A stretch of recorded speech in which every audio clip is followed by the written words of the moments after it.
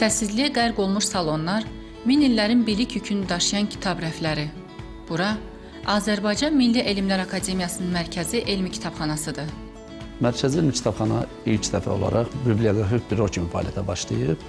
Sonra biblioqrafik büro 25-ci ildə artıq kitabxana statusu verilibdir. Kitabxana yaradılarkən kitabxananın fondunda 450-yə yaxın kitab olubdur, yəni nəşrlərimiz olub. Hal-hazırda isə kitabxananın fondunda 1,5 milyon yaxın kitab qorunub saxlanılır. Azərbaycan Mərkəzi Elmi Kitabxanası ölkənin ən iri və nüfuzlu elmi informasiya müəssisələrindən biridir. O, Azərbaycan Milli Elmlər Akademiyasının tərkibində fəaliyyət göstərir.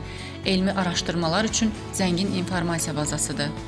Bizim kitabxananın digər kitabxanalardan deyərdim ki, fərqi ondadır ki, bu kitabxana bildiyiniz kimi elmi kitabxanadır, elmi sahəsinin bütün sahələrini özündə əks etdirir. Mərkəzi Elmi Kitabxana elmə gedən yolun başladığı yerdir. Bu məkanda biliklərlə zənginləşmək, araşdırmalar aparmaq, yeni ideyalar yaratmaq mümkündür. 1923-cü ildən bugünə qədər bu kitabxana ölkəmizin elmi düşüncəsinin ürəyi olub. Burada hər səhifə, hər sətir bir elmi kəşfin başlanğıcıdır. Nadir nəşrlər, dəyərli sənədlər və milli mədəni irsimizi əks etdirən arxiv materialları tədqiqatçılar üçün əvəzsiz qaynaqdır.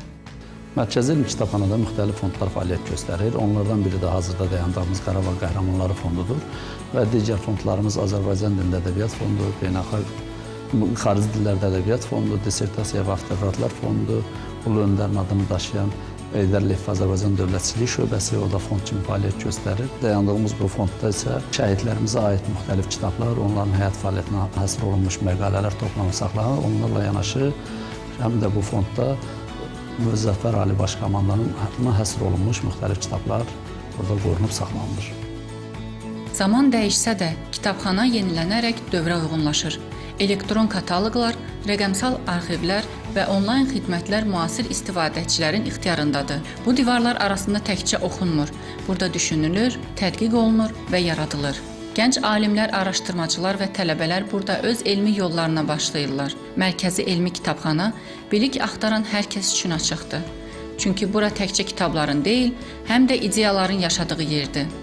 Kitabxanamızda biz oxucularımıza tərəfimizdən İRBİS 64 proqramı vasitəsilə həm elektron, həm də ənənəvi xidmət göstərilir. Elektron kataloq vasitəsilə oxucular kitabxanadan kitab sifariş verə bilərlər və eyni zamanda istənilən məkandan, evdən və yaxud istənilən məkandan kitabxananın fondu ilə tanış ola bilərlər.